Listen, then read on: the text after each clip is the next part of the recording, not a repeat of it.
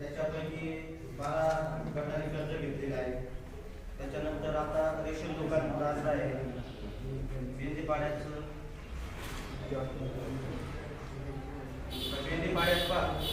आपल्या ग्रामपंचायत का सार्वजनिक वितरण व्यवस्थेत पात्र कुटुंबाची एकूण संख्या आहे 306.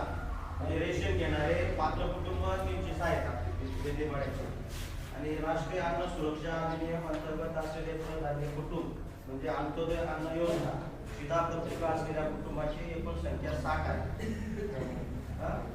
नंतर ग्रामपंचायत कार्यक्षेत्रातील सार्वजनिक वितरण प्रणाली राष्ट्रभाव दुकान अंतर्गत समाविष्ट कुटुंबाची एकूण संख्या 306 आहे.